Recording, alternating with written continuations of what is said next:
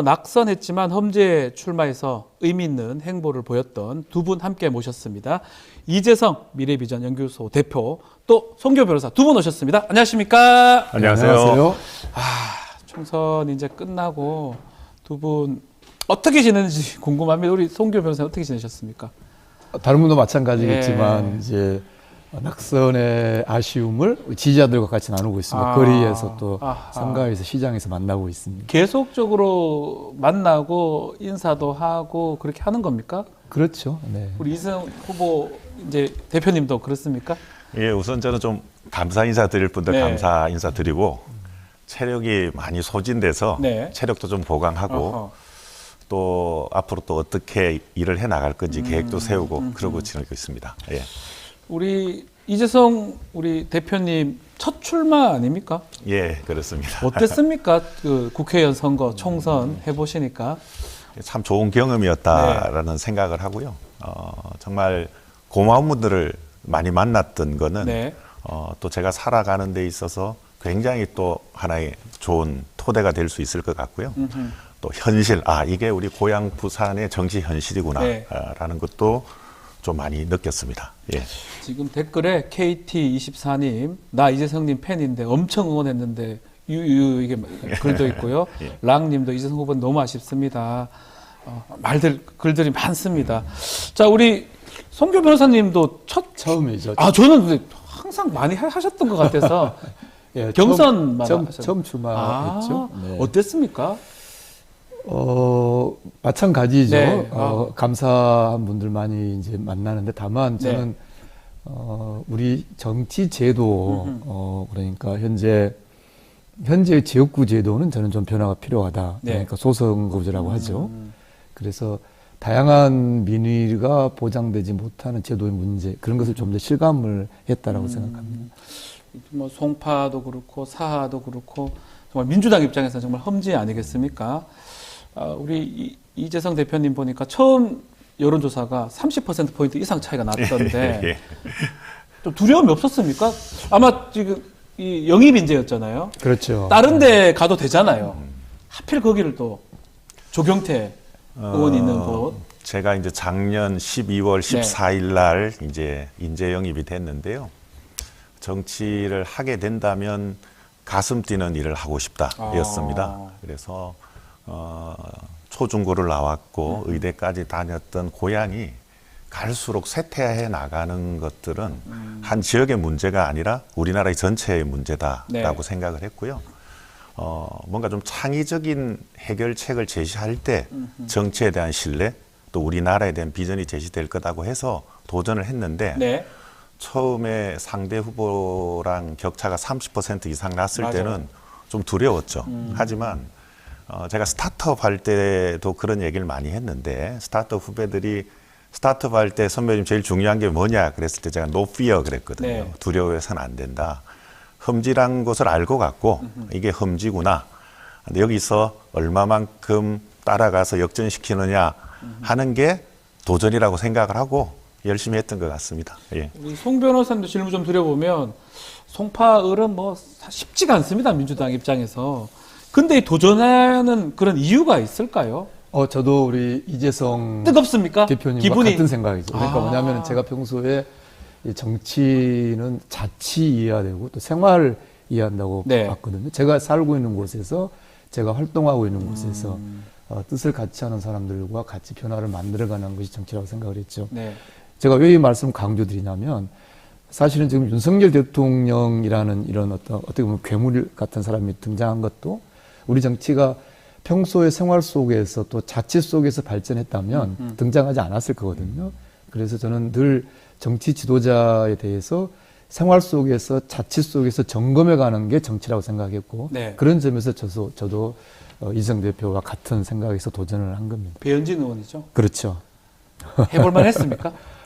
해볼만 했죠. 해볼만 했는데 이제 결국은 이따 또 말씀 나오겠습니다만 여전히 그 부동산 부동산 이슈 때문에 넘질 못한다. 부동산 조세에 대한 그런 어떤 아픔이 있었던 지역이어서 그 벽이 굉장히 컸다라고 봅니다. 사하도 얘기를 좀 해보면 시작은 차이가 30%포인트 이상 차이 났는데 그 여러 조사 보면 총선 직전에는 이기는 여론조사도 있었습니다.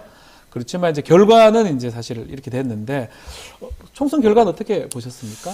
저는 이게 송파구는 네. 정반대. 그러니까 사하을 같은 경우는 네. 부산에서도 소득 수준이 제일 낮은 축에 속하는데요. 아마 우리 진보적인 개념을 가진 분들의 공통된 과제가 있잖아요. 네. 왜 저런 저소득층들이 진보를 외면하느냐. 그러니까 이거는 숙제를 더 한번 확인했었고요. 네. 조경태 보고 있나? 예, 제가 그런 슬로건을 던지면서 조원님하고 뭐 공식적으로도 우리가 토론도 하고 네. 비공식적으로 대화도 많이 나눠봤는데 굉장히 그 과제는 저는 확실히 갖고 있다라고 생각을 합니다. 예. 다음 벌써 시작한 4년이 남았는데 네. 언제든지 도전할 겁니까? 한다면 계속 사합니까? 저는 우선 왜 비례가 아니라 그렇고 부산 사에 나가느냐. 그러니까 예. 이제 영입된 인재들 보면 가장 제일 먼저 가장 어려운 곳에서 간다고 했죠. 그 점은 저희들이 정말 높게 예. 평가를 하고 있습니다. 뭐 이제 그거는 명확하게 말씀을 드리지만 지금 우리 사회의 격차가 벌어지는 것은 네. 굉장히 심각한 문제다. 예, 특히 제2의 도시라고 하는 부산에서도 이른바 인서울이라는 대학 이런 개념은 정말 그 존재해서는 안 되는 그런 단어들이 그냥 끄리낌 없이 나오고 있지 않습니까? 성공 사례가 반드시 나와야 된다는 생각이 컸었고요. 네. 제가 지역에서의 성공 사례를 만들겠다는 도전은 실패했지만 이번에 어쨌든 범야권 확실한 여소야대가 됐고 또 무능하고 오만한 대통령이라는 심판이 이루어졌지 않습니까? 이제 저희 목표는 이제 2년 뒤에 다가오는 부산시장 선거에서 바로 얘기를 하셨네요. 예, 이게 부산에서의 성공 사례가 나오는데 저는 민주당과 아주 적극적으로 함께할 생각입니다. 지방선거 도전할 수 있다. 가능성 열어놓고 예, 있습니다. 알겠습니다. 예, 예. 강남 얘기도 좀 하면 이번에 송파, 강남 뒤집어진다.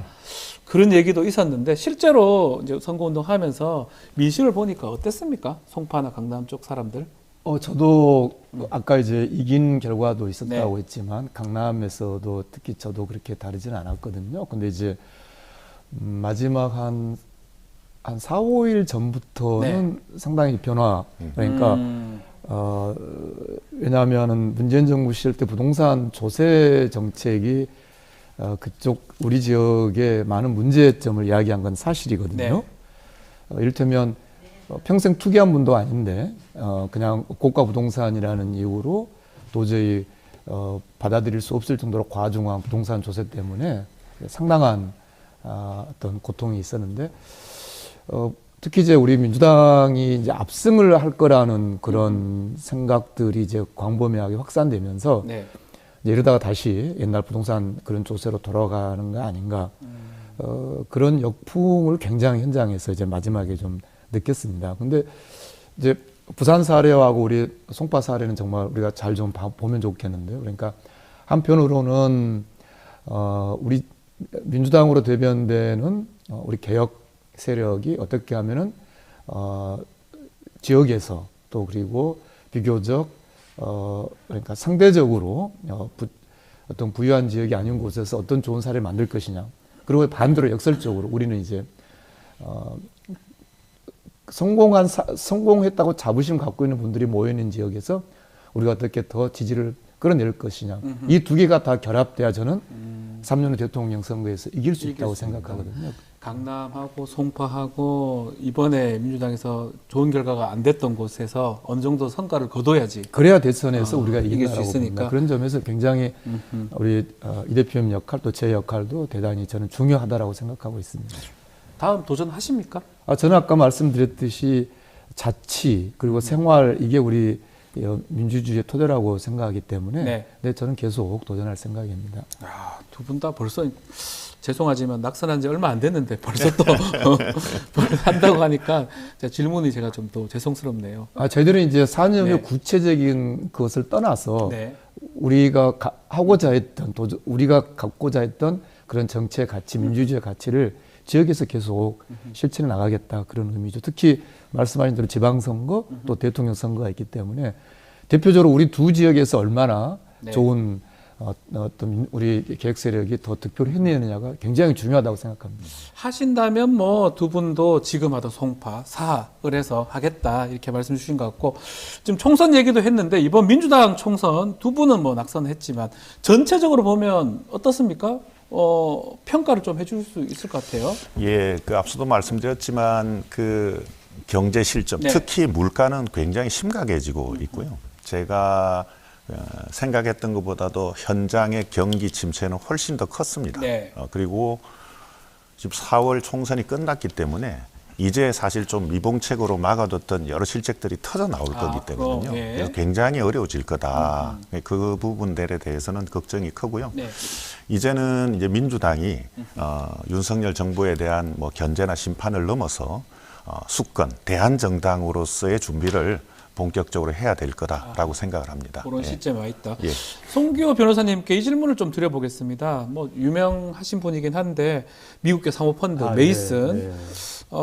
이게 예전에 엘리엇처럼 삼성 합병 과정에서 손해 이제 입혔다면서 그 소송 제기를 했는데 요거 지금 소송 수행을 하고 계시는 거죠? 그렇죠. 네. 저도 이제 우리 민주당이 지금 자축할 때가 아니다라는 네. 점은 그 간단히 얘기해주고 말씀드리고 예, 싶고요. 같이 말씀 주시죠. 네. 예. 지금 말씀하신 이 국제중재 문제 이제 문제가 심각합니다. 이것도. 이게 왜냐하면 네. 이제 한동훈 장관과 네. 관련되어 있는 건데 뭐냐면은 현재 론스타 그다음에 엘리엇 이번에 메이슨 이 세계 국제 이 금융자본으로부터 대한민국이 제소를 당해서 패소를 한 그 배상액이 한 5,200억쯤 돼요. 근데 문제는 이게 지금 계속 이자가 늘어나고 있는데 예. 이 문제를 어떻게 대응할 것이냐. 저는 지금까지 계속 그 5천억이 넘는 이 배상금 문제를 일으킨 자들, 이를테면 론스타 같으면은 국제법을 어겨서 우리 대한민국에게 패소를 하도록 한 자들, 네. 또 그 과정에서 이익을 본 자들, 엘리엇이나 메이슨 같은 경우에는 또 삼성이 이득을 본 거잖아요, 결과적으로. 그래서 한동훈 장관, 그 법무장관 시절에 제가 계속 그렇게 요구했어요. 이 문제를 그 국제중재 판정 무효로 가지 말고 지금 런던 법원이나 뭐 싱가포르 법원에 이제 무효 소송을 냈는데 네. 그건 무책임하다. 그런 무효 사유도 인정되기 어렵다. 그래서 한동훈 장관 법무장관 시절 때 이 문제를 불법 행위를 한 자들 또 이득을 본 자들에게 구상 청구를 할 수 있는 그걸 대안을 마련하라. 그걸 요구를 했는데 끝내 안 하고 이제 물러났고 지금 이제 뭐 정치 일선에 다시 나오니만 그러고 있는 건데요. 이 문제는 지금 아무도 제대로 들여다보지 않고 있어요. 그러니까 대한민국이 결국 우리 국민 세금으로 이런 국제중재 패소 배상금이 5천억 원이 넘고 이게 계속 이자가 늘어나고 있다. 그래서 이 문제만큼은 우리 민주당이 적극적으로 대안을 제시하고 풀어나가야 될 그런 책임이 있다고 봅니다. 매우 중요한 얘기를 하셨어요. 사실 이기기 어려운 소송인데 이길 것처럼 뭐 법조인들은 알만한 사람 다 아는데 마치 뭐 충분한 승산이 있다는 식으로 것처럼 네. 그리고 결국은 져서 엄청난 배상을 우리가 해야 되는 상황이고 실제로는 그 이익을 얻은 사람한테 구상을 행사하는 게 오히려 바람직한데 그렇게 하지 않았던 점 좀 지적을 해주셨는데 이게 앞으로 윤석열 정권 운영에도 큰 영향을 미칠까요? 이게 국제 통상이나 국제 문제가 사실 이제 여야 네. 문제가 아니죠. 왜냐하면 지금 현재 런던 법원 또 앞으로 이제 뭐 아무 틀림없이 메이슨 건도 윤석열 정권은 결국 이제 그 삼성 승계 또 박근혜 정권의 문제인데 네. 이것도 틀림없이 아마 싱가포르 법원에다가 뭐 중재가 잘못됐으니 무효로 해달라는 할 거예요. 근데 문제는 그 윤석열 정권이 던져놓은 이 무효 소송 결과가 언제 나오냐면은 우리가 지금 이루려고 하는 다음 정권에서 새로운 민주당 정부 때 나온단 말이죠. 그래서 이 문제는 정말 아까 이제 말씀하신 대로 책임 있는 정당 우리 민주당 입장에서 봤을 때는 시급히 어떤 대응을 그래서 이 국제 통상과 관련된 또 현재 아까 말씀하신 물가를 포함한 경제 오히려 그런 비상 플랜을 우리 민주당이 현재 좀 준비를 해야 한다고 생각을 합니다. 질문에 지금 왕자 어린님이 부산이 너무 아쉽다. 뭐 7, 8석 우리 이재성 후보 포함해서 근데 왜 이렇게 졌냐 이런 질문들이 좀 와요. 민주당 아마 지지자 같은데요. 어떻게 보시는지 그것도 한번 답변 좀 해주십시오. 그러니까 어떤 그 자존감과 네. 현실의 부조화, 어떤 부산이 이렇게 제2의 도시로서의 위상이 사실 계속 무너지고 있어요. 네. 이걸 인정하고 싶지 않고. 근데 아마 이번 결과를 보고 또 부산 시민들은 뭐 이런 걸 원했던 건 아닌데 하는 또 묘한 부분들이 있을 거다. 사실 100대 기업 하나 없습니다. 부산이. 그리고 지난번 우리가 국제 박람회 보면 29표. 그러니까 저는 이런 비율을 들고 싶어요. 대학 시험을 쳤는데 네. 우리 집 아이가 시험을 잘 못 봤어요. 아하. 근데 밖에 가서 시험 어때요? 그러면은 못 봤다 얘기하기 어렵잖아요. 네. 그래서 더더욱이 그 민주당이 대한정당으로서 그 분명하게 다가갈 수 있도록. 그걸 못하네요. 못하는 거 맞는데 못한다 얘기하기 뭐 어렵다 이 말이죠. 그러니까 그걸 이제 인정을 하고 지금 부산이 위기다. 정말 위기고 그 위기의 근원에는 경제 문제가 있는데 이거를 좀 해결하기 위한 사실 합리적인 선으로 와야 되는데 그 부분을 못 오고 있는 것들이거든요. 네. 그래서 민주당이 좀 창의적으로 문제를 풀어가야 될 거라고 생각을 합니다. 자, 현안 얘기도 좀 바로 질문 드려보겠습니다. 윤석열 대통령 취임 후 2년 만에 이제 영수회담이 성사가 됐습니다. 두 분 보시기에는 어떤 얘기가 좀 오갈지, 그리고 뭐 주목되는 건 사실이거든요. 저는 네. 무엇보다 경제 이야기가 오고 핵심 오고 주제로 오고 가야 되겠죠. 네. 아니 그리고 가야 당연히 우리 되겠죠. 민주당에서는 경제를 제기할 거고요. 그러니까 최소한 단기적으로는 민생회복 지원금 4인 가구 기준으로 하면 100만 원이죠. 그 정말 반드시 관철돼야 됩니다. 근데 이제 중기 단기적으로는 아까 이 대표님도 말씀하셨듯이 우리 경제가 그동안의 성공 조건들이 이미 사실상 무너지고 있고 네. 또 현장은 훨씬 더 참담하거든요.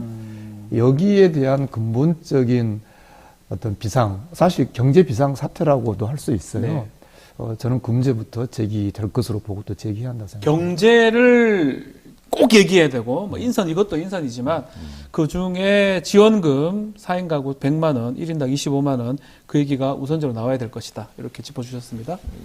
대통령이 일단 인정해야 될 겁니다. 지금까지. 특히 사실 이 고금리 문제는 이 양극화를 굉장히 심화시키고 있지 않습니까? 그러니까 그 현금 자산을 가지고 있는 사람은 굉장히 좋은 거예요. 네. 하지만 현장에 가면은 뭐 공실률 문제 그리고 특히 자영업자의 그 실적이라고 하는 거는 굉장히 심각한 수준이거든요. 네. 그래서 저는 우선 소비 활성화를 해야 된다.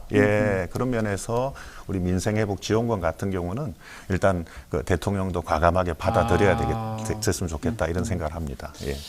지원금 두 분은 공이 이제 그래 보시는데 벌써 이제 이 회담도 하기 전에 지원금 얘기가 가장 논란이 되는 것 같아요. 한쪽에서는 안 된다. 된다. 근데 그 안 된다고 이른바 포퓰리즘을 말한 사람들은 정말 그분들은 지금 서민들, 시민들, 특히 자영업 하시는 분들이 어떤 상황에 놓여 있는지를 모르는 것 같아요. 얼마나 심각한지를 모르는 것 같습니다. 네. 자, 그리고 윤석열 대통령 뭐 또 필요한 게 인적 쇄신입니다. 국무총리라든지 비서실장. 지금 사의를 표명하고 바로 인선이 좀 해야 되는데 하마평만 무성해요. 어떻게 지금 보고 계십니까? 지금 인적 상황. 대통령이 아직 정신을 못 차린 것 같습니다. 아까 뭐 변호사님도 말씀하셨지만 지금 현장의 소상공인 자영업자들은 굉장히 어렵습니다. 그러니까 우선은 경제와 관련한 민생 경제와 관련해서는 명확한 메시지를 주고 그런 다음에 그런 측면에서 인선이 가야 되는. 그래서 만약에 뭐 경제나 정치를 꼭 구분할 수는 없지만 어떤 경제적인 능력을 가진 민생 경제의 능력을 가진 그런 인선이 와야만이 지금 이 민심을 그나마 좀 이렇게 보아줄 수 있지 않을까 생각을 하는데요. 대통령이 좀 더 빨리 제자리로 왔으면 하는 바람이 있습니다. 이 대표님께서 이제 정신을 못 차린다고 잘 말씀하시는데 제가 볼 땐 정신이 없는 것 같아요. 정신 자체가 없다. 그러니까 정말로 그 어떤 뭐 역사의식 철학까지는 바라지는 않지만 당연히 대통령이면 역사의식 철학이 있어야 되죠. 그런데 현재 다수 대중이 어떻게 살고 있는지 그런 삶의 고통 이런 것에 대해서 기본적인 공감 능력이 없는 사람 같아요.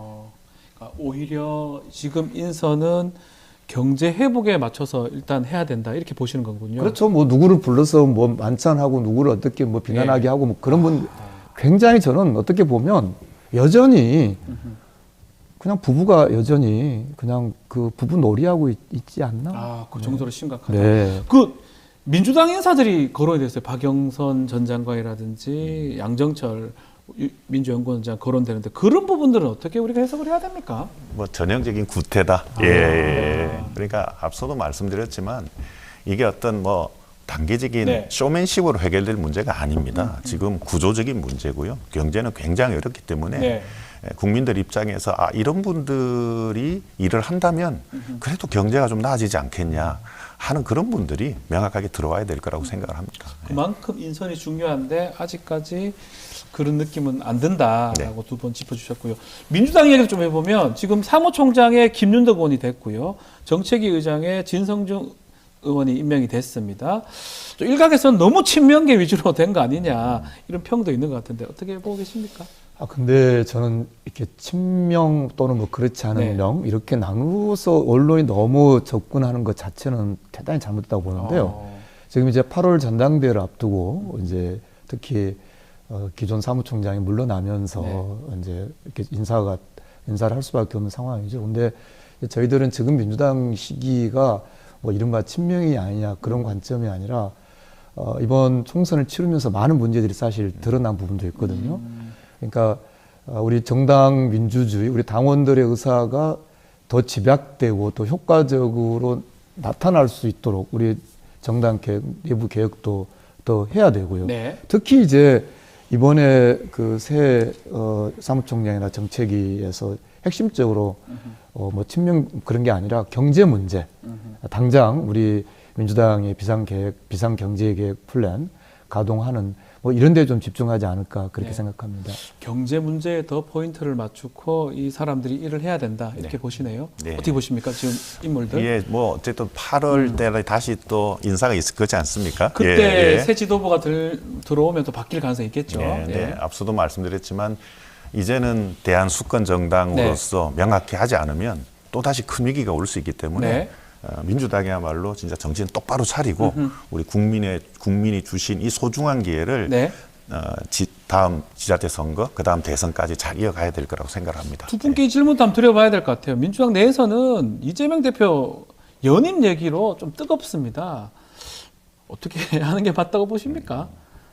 그 부분은 우선 대표 어떤 그 본인의 네. 어떤 또 판단 구상이 있을 거라고 생각을 하고요. 아까 이 대표님도 말씀하셨는데 이번 총선에서는 민주당에게 국민이 마지막으로 한 번 기회를 준 거라고 생각해요. 그렇게 보십니까? 그렇습니다. 마지막이다. 이거 마지막이다. 네. 이번에도 민주당이 제대로 뭔가 정말 이번 총선에서 정말로 우리 민주당이 큰 사랑을 받았느냐 저는 꼭 그렇게는 보지는 않거든요. 그래서 준 마지막 기회라 생각하고 아까 연임 문제를 포함해서 정말로 민주당이 잘해야 된다. 그렇게 생각합니다.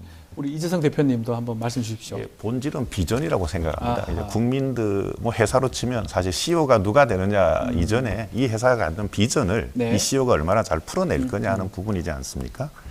그러니까 모든 가능성을 열어놓고 네. 우선은 민주당이 수권 대한정당으로서의 비전을 제시하면서 이런 비전을 누가 제일 풀어나갈 거냐 하는 부분으로 열어가야 된다고 생각을 합니다. 예. 말씀 정리해 보면 반대도 찬성도 아니다. 뭐 이렇게 해석해도 되는 겁니까? 그러니까 반대냐, 그러니까 모든 게 순리라는 게 있지 네. 않습니까, 그죠? 지금 국민들이 원하는 거는 민주당이 제시하는 비전이라는 거죠. 네. 이런 비전을 이러한 사람이 내놓는다 그러면 연임을 해도 되겠구나라고 하는 자연스러운 흐름이 생기겠죠. 그런데 그런 비전이 명확하지 않는 상황에서 연임이냐 아니냐 하는 문제부터 먼저 제기되는 거는 적절하지 않다고 생각을 하고요.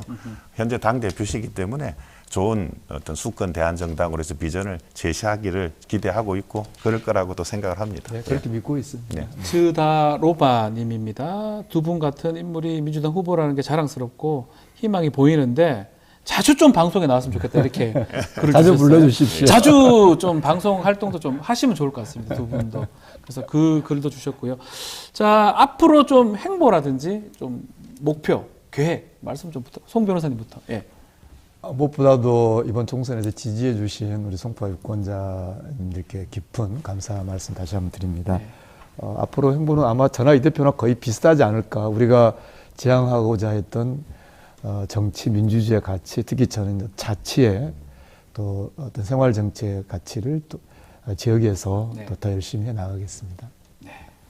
이재성 대표님. 저는 이재성 미래비전 연구소를 만들었습니다. 이번에 의도한 건 아닌데 네. 유세 기간 중에 고등학교 수학 문제푼 후보 이래서 많이 회자가 됐는데요. 지금 계속 길게 올라와요. 수학적 논리 타당합니다. 수학을 잘하십니까? 예. 그래서 제가 실제로 네. 미래비전 연구소의 그 미래비전은 개인, 네. 그리고 부산, 그리고 네. 국가 이 세 가지 축으로 잡고요. 수학 강의도 좀 해나갈 생각입니다. 특히 예, 인공지능 시대에 예. 수학적 능력 굉장히 많이 필요하거든요. 그래서 53살 이재성이 어떻게 적석에서 수학 문제를 풀 수 있었는지도 특강을 해나갈 생각입니다. 댓글에 전 수학 얘기가 자꾸 나오길래 저도 이제 수신이 다 돼가는데 저희들도 한번 불러주세요. 다 잊어버렸어요. 제가 인수분해를 할 수 없는 집합 정도만 기억, 함수를 풀 수 있을까 싶은데 앞으로 수학 강의도 좀 할 겁니까? 예, 저는 창의적인 캐릭터, 그리고 창의적인 접근이 굉장히 많이 필요하다고 생각하는데요. 네. 사실 지금 양질의 일자리 창출, 이걸 모르는 정치는 없잖아요. 네. 이게 필요한데 해결책을 제시를 못하는 거거든요. 네. 이런 창의적인 부분들이 나오려면 수학적 백그라운드가 있어야 됩니다. 자, 락님이 예. 우리 송기 후보님 인상 너무 좋으시다. 아유, 감사합니다. 최파랑님은 이재성 부산시장 나오세요. 이렇게 글을 주셨습니다. 자, 오늘 두 분 말씀은 여기까지 듣도록 하겠습니다. 이재성 대표님, 송교 변호사님 두 분 감사합니다.